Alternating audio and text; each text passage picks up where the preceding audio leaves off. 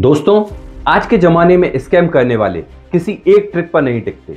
कभी KYC update के नाम पर ठगी, कभी बैंक अकाउंट ब्लॉक होने का डर दिखाकर फ्रॉड, कभी क्रेडिट कार्ड लिमिट बढ़ाने का झांसा और अब एक नया तरीका ई सिम अपग्रेड स्कैम।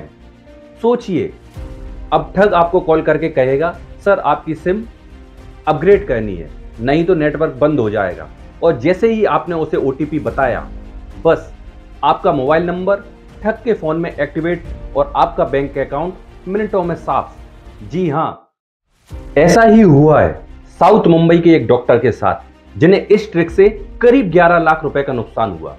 तो आज हम समझेंगे कि ये ई सिम स्कैम कैसे काम करता है, कंपनी असल में क्या करती है और आपको किन बातों का ध्यान रखना चाहिए।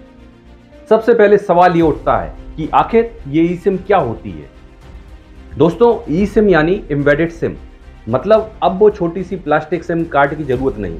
आपका नंबर, नेटवर्क, सब कुछ आपके मोबाइल के अंदर डिजिटल रूप से स्टोर हो जाता है।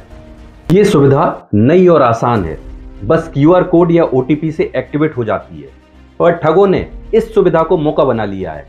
अब वो असली टेलीकॉम कंपनी बनकर लोगों को झांसा देते हैं और उनकी सिम को अपने मोबाइल में एक्टिवेट कर लेते हैं। जालसाज पहले आपको कॉल करते हैं या मैसेज भेजता है, सर आपका नंबर ई सिम में अपग्रेड हो रहा है, वेरिफिकेशन पूरा करने के लिए ओटीपी बताएं।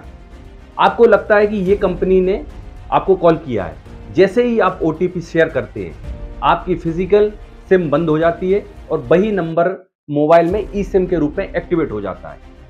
अब वो आपके नाम से बैंक, यूपीआई, ईमेल या वॉलेट अकाउंट से लॉगिन कर सकता है, क्योंकि सभी जगह ओटीपी उसी नंबर पर आता है, यानी आपकी डिजिटल पहचान अब उसके फोन में है। तो दोस्तों, असली कंपनियां क्या करती हैं, कैसे वो ई सिम में कन्वर्ट करती हैं, अब मैं आपको बताता हूं। असल में जब आप ई सिम पर शिफ्ट करते हैं तो कंपनी सिर्फ अपने ऑफिशियली ऐप या वेबसाइट के जरिए ही प्रोसेस करती है, जैसे एयरटेल थैंक्स ऐप, माई जियो ऐप, वीआई ऐप, या फिर आपको ऑथोराइज्ड टेलीकॉम स्टोर पर जाना होता है, जहां आपकी केवाईसी वेरिफिकेशन और क्यूआर कोड स्कैनिंग होती है। कंपनी कभी भी फोन, ईमेल या व्हाट्सएप पर ओटीपी नहीं मांगती। ध्यान रखें, कंपनी कभी नहीं मांगती ये 4 चीजें हैं।